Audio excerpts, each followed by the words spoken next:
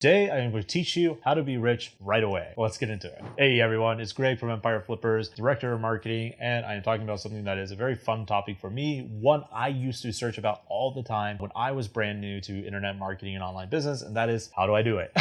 How do I start an online business? Well, in this video, I am going to show you how you can start an online business for relatively not a lot of money, or how you can start an online business that makes a lot more money if you have some capital to go with you. So let's talk about it. How do you start an online business that can make you money from day one in 2022? So there are two main ways to do this in my view. There is creating a service business, which is going to be the lowest cost, maybe even zero cost to you to do, and buying a business that's already profitable. Now, obviously the second one is going to take you some capital, or you're going to have to JV with someone who has the money, right? So these are the two easiest ways to start making money from day one. And I'm going to dive deeper into both of them here, starting with the service business. So why a service business? Well, first off, it takes very little time to set up. You can literally set this up within a day. You don't even need a website technically. You just need to have the hustle and the grind, right? Because you don't even need a website, this is something that you can literally do for $0. It costs you absolutely nothing to do, right? Just depending on what you're doing and how you want to fulfill it. So one of the things you want to look at as a service agency is, what service am I providing, right? Ideally, it should be something done online so you can connect with as many people as possible. And you should also realize it's probably going to be a B2B service to small solo entrepreneurs themselves. So there's all sorts of services that exist here that you could do. For example, you could do freelance writing. This is something I did. In fact, how I started as a professional marketer in this career was by doing freelance writing. And I was making like an extra $1,000, sometimes $2,000 a month while working on an oil rig, freelance writing for a bunch of different SEO clients. Now you can take one step up the food chain, so to speak, and become a copywriter, which that is a little bit more difficult, but the pay is often better. And you can often combine both of them into a wonderful career. And these are things that business owners need all the time, 100%. Everyone needs a good SEO. Everyone needs a good copywriter. That brings me to another service you can do, and that is the local marketing agency. Now, there are some problems with local agencies in the fact that these are usually lower tier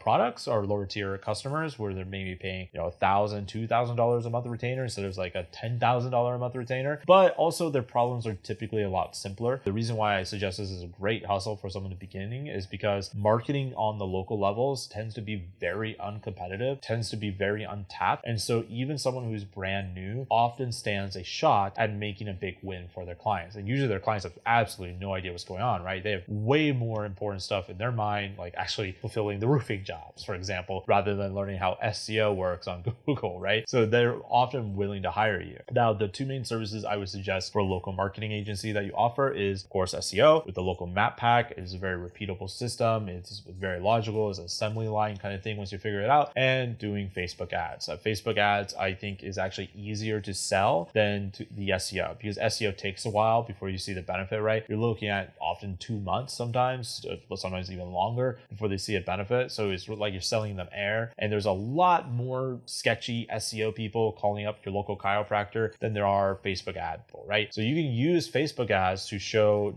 direct results very, very quickly for your client, and then you upsell them on SEO so that you get both in one. And SEO over the long haul will probably become your real cash cow, because once it's done, the actual management there is relatively simple, that people are paying you just like on a retainer that becomes very close to pure profit at a certain point, right? So these are the two services I would recommend for you. So then it goes in the next question: where do you find customers? So you're like, all right, I'm going to start a service business, but how do I actually get people through the door giving me money, right? Well, there is a few different things you can do. So when I was a freelance writer, one of the things I did, I was in all these SEO groups on Facebook, and they still exist today. There's other social media platforms too where they exist. But one of the most common things was they all absolutely hated writing content. Like none of them wanted to do it. But when you're an SEO, it's just like the nature of the beast. You gotta have content for Google to actually rank you, right? So I would go in there and I would undercut everyone. I was getting paid, I think, like half a cent a word when I first started out. And unlike a lot of other writers, I was relatively reliable. If you don't know this, hiring writers is kind of like herding cats. We go everywhere, right? So I was able to build up a portfolio quite quick, and that was cost me $0. I didn't even have a website. I had no website whatsoever. So that's how I know you don't need a website to do this kind of stuff. Another thing you can do is obviously freelance platforms like Upwork. They have a lot of different jobs you can bid on, and there's a whole systems and stuff that you can do there. I have friends that make 6 figures a year from Upwork relatively easy. There is other platforms like Legit as well. I think it's Legit that you can also use to find freelance gig jobs. Also, like if you're an agency owner, if you're wondering like, okay, well, let's say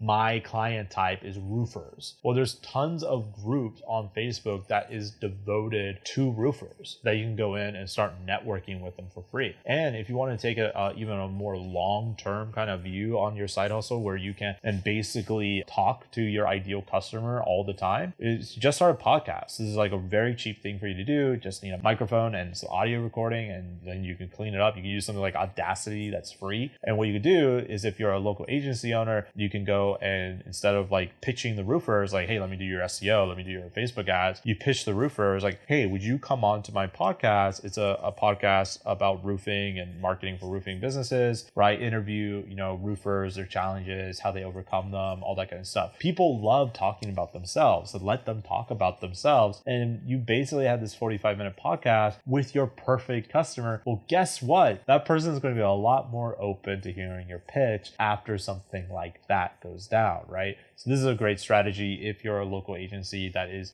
really focused on just one type of customer. And another thing you can do, and this is something I actually did way back in the day, I never went anywhere because I actually didn't know what I was doing back in the day as well. I didn't know what to do with the SEO part back then. I was still really new to the whole world. I ran these Facebook ads in my local market. I was targeting entrepreneurs. I'd say I could do your SEO. They would click the link, they would click the ad, right? And they would go to a landing page where it had a video of me talking a little bit about SEO, and for them to basically download, give me your email address, and I will give you a checklist that will help you do your SEO. That checklist would be sent to their email, all that stuff. So once they actually gave me their email, that thank you page, I would tell them, check your email, it's sent that way, but there's a video here, watch this first. And in that video is where I would pitch them the SEO. I would say things like, why should you trust me? Like, you're getting called by 4 or 5 people probably a day who are all hitting you up to do internet marketing. Well, isn't it weird that they are using a phone instead of using the internet to talk to you, right? Versus you're on my thank you page because of internet marketing. I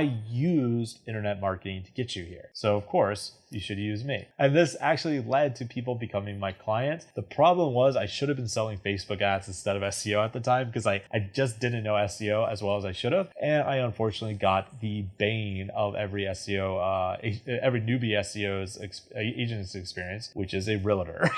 Real estate agents are really hard to do good SEO for, as I found out as a young buddy marketer. Don't worry, I gave them all their money back. But still, that is a powerful way you do marketing and to grow your agency, is by just flat out calling out what the other people are doing, right? If a small business owner is getting hit up all the time by people like you should recognize that. And by you recognizing that, you are also recognizing and building empathy and sympathy for their position, which they will also return to you like, oh, wow, this guy really gets it. Yeah, I'm so sick of these calls. And he's absolutely right. I came here on an ad. Of course, I'm going to trust this guy, right? So this is a good way for you to grow that little business. All right, let's talk about problems with service businesses, because there's definitely problems with this model. The first thing that is really good about this model is if you are good at sales and you have the hustle and the drive, you could be making a 6-figure income very quickly with a service business with very little money out of your pocket. I have friends who have absolutely crushed it. I've never crushed it because I'm honestly a terrible salesperson. It's just not in my nature to be a salesperson like that. But the problem with service agencies or with service businesses in general, not always, but this tends to be the problem, is that they are very cash flow rich, but they are also very asset poor. And what I mean by that is let's say this marketing agency of yours takes off, you want to go sell your SEO agency. Well, unless you are really big with multiple levels of mid-level management, a constant recruitment pipeline for hiring new talent, because there's always a revolving door in service businesses, you most likely won't sell. We just had a very good friend of mine. He did sell his business with us. It was a 7-figure service business and it took forever. It was so difficult to sell this business just because service businesses in general are very difficult to sell. So I would always tell people who own service businesses, don't let your service business become so big where it takes up all your time. Instead, use the teams that you are building to build something that is an asset rich business. For example, Bernard, who's the founder of ClearScope, he did this. He had an SEO agency and he hated the fact that it was so asset poor because, you lose a few key members, you're screwed. So he actually took his on-page service, SEO on-page service, and turned that into his tool, into ClearScope. Now it is a very powerful SaaS business that is amazing and it has awesome growth. And they have a very small team and it's a product that is very asset rich instead of cash flow rich. Well, actually, it's probably both at this point, but you get what I mean. It's almost next to impossible to sell a service business versus a business that has real assets that aren't tied to just talent that works at that business. The other problem I would say is the 20 client problem. So the 20 client problem, the reason why I call it the 20 client problem is because I have a very good friend. He actually had a local Facebook ad agency, and I asked him once, what would be the maximum amount of clients that one person, a solopreneur agency owner, could handle? And he said right about 20. And we were talking about local businesses. Now, obviously, if you're really good, maybe you can handle more. If you're not, probably will have to handle less. But what I mean here, there comes a certain point when you're scaling that business where you are no longer enough. You can't keep it up. You're going to be burned out and things are going to get increasingly more complex. And as you build up your team, you run into the other risks too of the possible talent drought. Like for example, right now with the great resignation that's happening, it can be really difficult to find people who are willing to work for you right now that have the skills and the ambition that you really require. So as you're growing your service business, this little side hustle can become a little demon if you grow too big, because now you're at the whims of the talent that works for you and the clients. And again, this is a big reason why I highly recommend don't try to surpass the 20 client problem and instead use that money from your agency to be built and directed towards businesses that have real asset values. So let's talk about that. That's the second way of how you can make money, how you can start a business online in 2022. And that is simply buying a business, buying an asset that's already spitting off profit. So why would you go about buying a business, spending all this capital when you could just start the service business that I was just talking about, right? Well, there's three main things: traction, data, and scalability. So when you buy a business, what you're really doing is you're buying a scalable income machine, right? You are buying something that allows you to become your own economy, where you have massive control over it.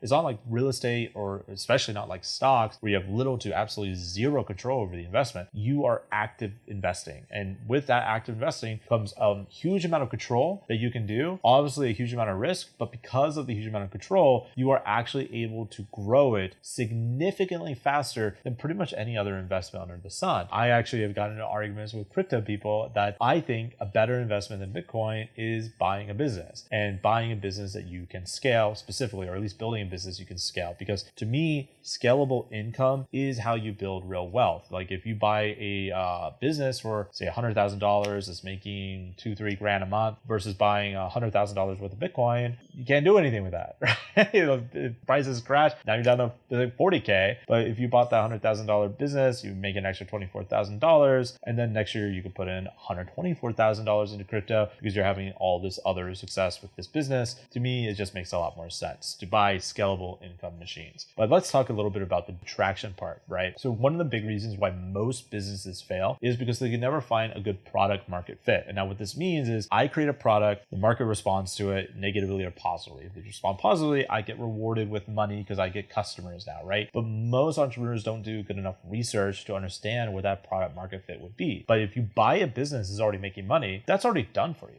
You already know it has hit the product market fit, right? It's clear, it's making money. The market likes what is going on here. So you already have traction, which is the thing that most entrepreneurs never get. And that's a big reason why they fail. And that's why buying a business, in my view, is actually less risky than starting a business from scratch. Now, obviously, tons of risk involved. It's entrepreneurship, right? It's like the hardest profession in the world to be in. But I think there is significantly less risk when you buy a business than build one from scratch. The other thing is data. You have a lot more data to play with that you simply don't have with a business you're starting from scratch. And this data allows you to do what I was just talking about and really turn that scalable income machine, like turn it on, right? Like, so if you have a website that's brand new, or Amazon FBA business brand new with 0 customers, you got to run a lot of ads to get that going, to get that flywheel really moving in your favor, right? Versus if you have an Amazon FBA business that already has hundreds, if not thousands of reviews, you're in a much different place here. You can leverage all those reviews to create even more income.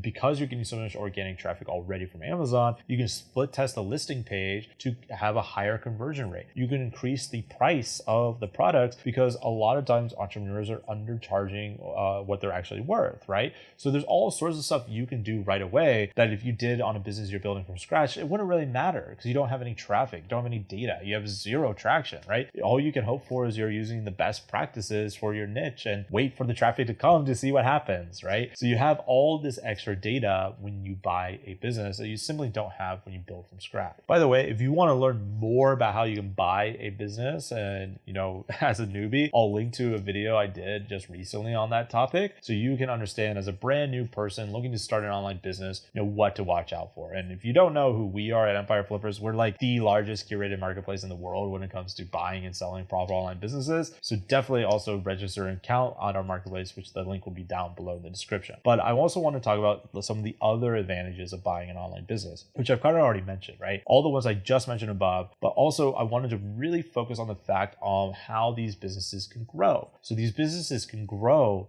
relatively quickly. Like a 20-30% growth annually is not uncommon and is actually quite reasonable for a lot of these businesses, especially if you're buying a business, say $250,000, $500,000. It's not incredibly unheard of to grow by those leaps and bounds. I think the average Amazon FBA business is growing around 8% right now. And those are businesses just chugging along, right? If you are buying a business that you understand how growth works and how you can throw fuel on the fire, you see something you can do to make that business better, there's a strong chance you can grow larger than that 8% number I just quoted. And that 8% number is usually from totally bootstrap. I think the number, if you actually have some sort of funding, is closer to like 20% already. So you can see what I mean. Like they are just limited by a capital constraint in that regard. That's why they're growing 8%. But I've seen many people who have bought an online business from us and grow 20 to 30% from that. It's not, again, not unreasonable. And that's something that's very, very hard to do with, say, real estate or stocks. Like you could do it with real estate for sure, but I feel like the amount of risk you need to take on it kind of like defeats the purpose of real estate, because I view real estate as like a very safe investment. Like I'd rather put that money into a more volatile investment, say like buying a business, than buying real estate, because I feel like you have a lot more control over what you can do with a business than, say, with a house. The other cool thing with buying a business is already making money is that it often already has the SOPs. So you already have like the guidebook on how to run this thing, how to build it out and all that kind of stuff. So you're not just like working in the dark here. The seller is often going to coach you a little bit, depending on what you guys agreed to, of course, and they'll often have SOPs. Like you can run this business as kind of a side hustle, which is very important actually. You don't want to buy a business to make money that is like a job, right? You want to buy a business that has real scalable, it's a real system of leverage, right? You want to buy systems of leverage. The other thing too with businesses is the ability to sell. So you have an actual exit strategy when you buy a business, because if you're building a business from scratch, first of all, it's very unlikely you'll ever get here because most businesses fail. But let's say you do become successful with that business probably has to be worth or being around for like say 24 or 32 months, so almost 3 years before you can really sell that business, because it needs to be at a certain age, because people trust things that are older, right? They trust the historical data, all that kind of stuff, that this business can survive some real storms. Versus you buying an online business, you can actually sell that business immediately. Like I knew a guy on our marketplace, he bought a business, I think it was a smaller business, it was like $100,000, and it was like heavily competed for. And he asked us like, hey, is anyone interested in buying this business still? And like we hadn't even transferred it over to him yet. And we're like, yeah, there is someone. And he ended up selling that exact same business. He owned it for like a couple hours for 105 or 110K or something like that, right? I don't recommend doing that, by the way. I've never seen that happen again. But that was a really, really funny story. Thing is, when you buy a business, you don't have to wait 24 to 32 months like someone building a business from scratch would have to, right? Because it already has has that 24, 32 months worth of data that you just bought, right? So if you wait like 6 months to sell that business, say you don't want it anymore, or maybe it's grown dramatically, whatever, right? For whatever reason you want to sell it again, well, you're effectively selling, say, a 30-month business, right? 24 plus 6 or whatever the initial data is. Because like just because you've only owned the business for 6 months doesn't mean the business has only been around for 6 months. And that gives you a lot of advantages. So when you buy an online business, personally, I think buying an online business is way better than starting a service business, because dealing with clients is its own kind of problem. That's why it's called the 20 client problem with agencies, right? But you can do either one. You can start a service business or buy an online business, or do both in 2022. And both of them can make you significant money very early on, if not within the very first day of you starting or acquiring that business. Anyways, hope you guys enjoyed this video. I hope this year is going to be wildly profitable for you. We're still right in the beginning of it. So enjoy. And if you do want to buy a business, make sure you click the link down below. Tell them you came from this YouTube video. And thank you for making this content make us money. Talk to you later. Bye.